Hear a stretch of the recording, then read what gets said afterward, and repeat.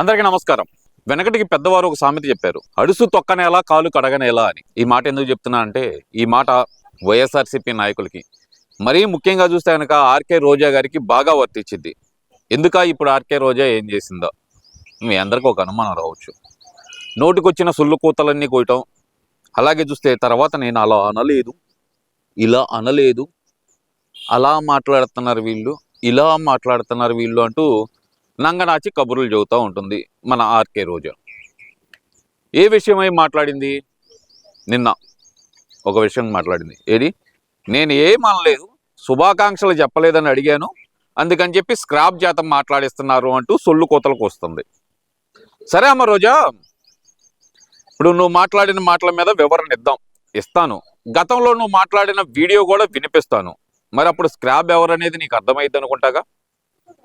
సరే, ఇక విషయానికి వస్తే గనక ఏదైతే రోజా గారు భారతి గారి గురించి వాళ్ళ అన్నగారి గురించి పొగుడుకుంటా మాట్లాడుతూ ఉగాది రోజు ఎక్కడికి వెళ్ళారు వీళ్ళందరూ, మిగతా వాళ్ళందరూ ఎక్కడికి వెళ్ళారు, భువనేశ్వర్ గారు ఏమన్నా పాలు పితుకుతున్నారా, మిగతా వాళ్ళు ఏమన్నా గాడిదలు కాస్తున్నారా అంటూ మాట్లాడేదానికి సోషల్ మీడియా వేదికగా అంటే కూటమి నాయకులు, ముఖ్యంగా తెలుగు జనసేన వీర మహిళలు కానీ, జన సైనికులు కానీ, అలాగే తెలుగుదేశం పార్టీ కార్యకర్తలు కానీ, నాయకులు కానీ విరుచుకుపడేదలకి, అమ్మ రోజా నీ నోరు అదుపులో పెట్టుకో, లేదంటే గనక నీ నోటి దోల వల్లే 11కు పడిపోయాం మేము, నువ్వు ఒకదానివి, ఆ కొడాలి నాని గాడు ఒకడు, ఆ వల్లభనేని వంశీ గాడు ఒకడు, ఆ దూరంపూడి చంద్రశేఖర్ రెడ్డి గాడు ఒకడు, ఇలా సచ్చారు, ఒక 10 మంది సచ్చారు. ఈ 10 మంది వల్లే మాకు 11 సీట్లు వచ్చినాయి అని చెప్పి వైఎస్ఆర్సీపీ హెడ్ ఆఫీస్ నుంచి గట్టిగా, చాలా గట్టిగా రిటార్ట్ వచ్చేతలకి దాన్ని ఎలా కవర్ చేసుకోవాలో అర్థం కాక ఏదో వాళ్ళ ప్రజలతో మాట్లాడుతున్నావు అని చెప్పి ఎక్కడో ఒక చోట మీటింగ్ పెట్టుకొని అక్కడ మాట్లాడుతూ ఈ వ్యాఖ్యలన్నీ చేసింది. అసలు రోజా ఏమంది, దాన్ని ఎలా కవర్ చేసుకుంటుంది? ఉగాది అయిపోయిన మరుసటి రోజు రోజా గారు మాట్లాడిన మాటలంటే వినిపిస్తాను. 2024 ఉగాది వేడుకల్లో పాల్గొనలేదు, ఎందుకు భార్య సమేతంగా మరి కనిపించలేదని నేను అడుగుతున్నా. మీరు అడుగుతారు కదా, మా జగనన్న మా వదిన భారతమ్మ ఎంత లక్షణంగా ఉగాది పండుగ జరిపి ఈ రాష్ట్ర ప్రజలందరికీ కూడా విషెస్ చెప్పారు. మరి సనాతన యోధుడు ఏదో హిందూ ధర్మాన్ని, హిందూ కల్చర్ ని కాపాడటానికి పుట్టినట్టు కథలు చెప్తాడు కదా పవన్ కళ్యాణ్. మరి ఆయన భార్య తెలుగు వాళ్ళ నూతన సంవత్సరం ఉగాది టైంలో ఎక్కడికి వెళ్ళారు? ఎందుకు రాష్ట్రంలో కనిపించలేదు? ఎందుకు ప్రజలకు విషెస్ చెప్పలేదు భార్య సమేతంగా వచ్చి? ఇక సిగ్గులేని బిఆర్ నాయుడు ఒకడు ఉన్నాడు. అసలు తిరుమల మీద చిన్న పోస్ట్ దొరికినా కూడా అది వాళ్ళ పూర్వజన్మ సుకృతంగా భావిస్తారు. చైర్మన్ పదవి అయినా నాకేం పని లేదా, నాకేం మీద అన్నం పెడుతుందా, నాకు హైదరాబాద్ లో ఎన్ని బిజినెస్లు ఉన్నాయి, అన్ని ఉన్నాయి, మరి రాజీనామా చెయ్యి, నేను ఎవడు కంటిన్యూ అవ్వమన్నాడు? తిరుమలకు ఒక ఆవిడతో వస్తావు, షిరిడీకి ఒక ఆవిడతో వస్తావు, ఇంకో టెంపుల్ ఇంకో ఆవిడతో వస్తావు. మరి ఉగాది రోజు నూతన సంవత్సరం ఒక టిటిడి చైర్మన్ కొండ మీద నించొని పంచాంగ శ్రవణం ఏర్పాటు చేసి భార్య సమేతంగా ఈ రాష్ట్ర ప్రజలకి శుభాకాంక్షలు చెప్పాల్సిన అవసరం ఉంది కదా. మరి ఎక్కడ గాడిదలు కాస్తున్నారు, ఎక్కడ తిరుగుతున్నారని నేను అడుగుతున్నాను. వీటి మీద డిస్కషన్ పెట్టరు. ఎంతసేపు జగన్ గారు అది ఎప్పుడు చూసినా భారతమ్మ మీద పడి ఏడుస్తారు అందరూ.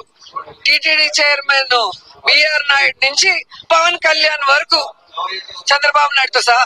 మరి తెలుగు వాళ్ళ నూతన సంవత్సరానికి చంద్రబాబు నాయుడు భార్య ఎక్కడికి వెళ్ళింది? హెరిటేజ్ లో కూర్చొని పాలు పెతుక్కుంటున్నారా?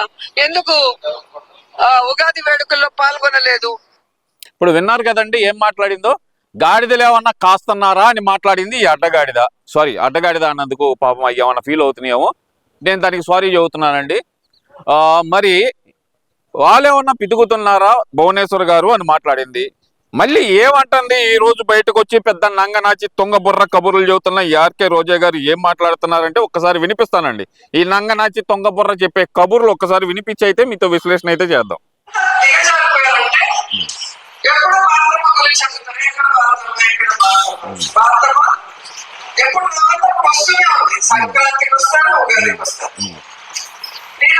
సంక్రాంతికి వస్తారు, ఉగాదికి వస్తారు, తిరుమల శ్రీవారికి పట్టు వస్త్రాలు సమర్పించడానికి రారు, ఒంటిమిట్ట కళ్యాణానికి అక్కడ పట్టు వస్త్రాలు సమర్పించడానికి రారు, ఎక్కడికి మాత్రం రారు.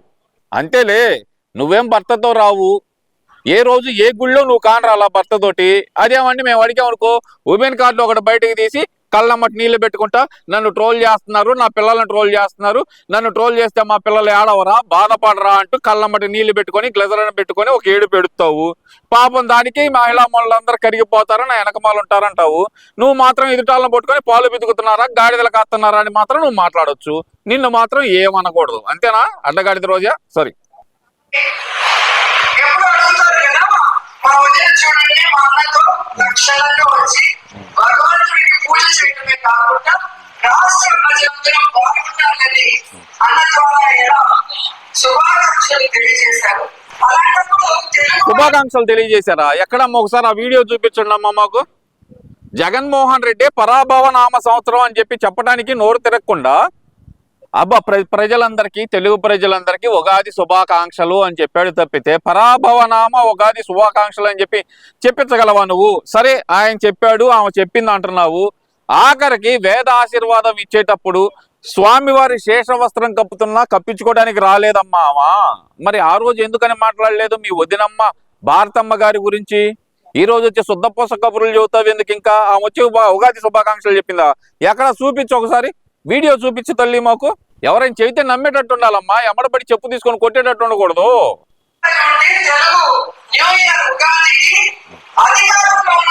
చంద్రబాబు నాయుడు గాని, పవన్ కళ్యాణ్ గాని, మిగతా మంత్రులు గాని ఎందుకు వాళ్ళ భార్య సమేతంగా వాళ్ళు కార్యక్రమాలు చేసి అంటే పూజలు చేసి ఈ రాష్ట్ర ప్రజలు బాగుండాలి, వాళ్ళ నియోజకవర్గ ప్రజలు బాగుండాలని ఎందుకు శుభాకాంక్షలు చెప్పలేదు అని అడిగారు. ముఖ్యంగా చైర్మన్ బిఆర్ నాయుడు కొండ మీద పంచాయతీ సభలో పెట్టి భార్య సమేతంగా రాష్ట్ర ప్రజలందరూ బాగుండాలని భగవంతుడిని కోరుకోవాల్సిన బాధ్యత ఉన్న వ్యక్తి. కనీసం ఆంధ్రప్రదేశ్ లో లేరు ఎవరు. యాదవలు పవన్ కళ్యాణ్ నీకు యాదవ అంతేనా? ఒళ్ళు కొవ్వెక్కి మాట్లాడుతున్నావు అంటే నిన్నేమనాలి? యాదవలు లేరా? కళ్యాణ కాకులు ఎత్తుకెళ్ళినయా? నువ్వేమో నేనేం అనలేదంటావు. నిన్నేదన్నంటే మాత్రం ఊరేసుకొని చస్తావు ముందల. నా కూతురులు ఏడుతున్నారు, నాకు పిల్లలు లేరా, నా కొడుకు బాధపడుతున్నాడు అంటూ గుక్కబట్టి గిలగిలా తన్నుకుంటా ఏడుస్తావు. నిన్ను ఎవడేమనకూడదు. నువ్వు మాత్రం ఎదుటాలని పాలు పితుకుతున్నారా అనొచ్చు, నోట్లో ఐస్ క్రీమ్ పెట్టుకుంటున్నారా అనొచ్చు, లేదంటే కనుక ఎదవలు అని మాట్లాడచ్చు. నిన్ను మాత్రం ఎవరు ఏమనకూడదు. నువ్వు పెద్ద శుద్ధపోసం. మరి నిన్ను ఎవరు ఏమనుకుంటూ ఉంటానికి? ఏ రోజైనా ముగ్గురుతో ఏదైనా గుడికి వెళ్ళావా ఎదవా అని మేము అడగొచ్చు కదా రోజా? ఎదవ రోజా అని మేము అడగొచ్చు కదా. ఏ రోజన్నా ముగ్గురుతోటి తిరుమల దర్శనానికి వెళ్ళావా ఎదవ రోజా అని మేము అడగొచ్చు కదా. ఎందుకని అడగలేకపోతున్నావు? సంస్కారం ఉంది కాబట్టి రోజా గారు అని అడుగుతున్నావు. నువ్వు మాత్రం అందరినీ ఎదవలో అంటావు. నిన్ను మాత్రం ఎవడేమనకూడదు. పైనుంచి ఊడిపడ్డావు. మరి నువ్వు ఒక బెమ్మ పదార్థానివి. నిన్ను ఎవడేమనుకుండా ఉండటానికి?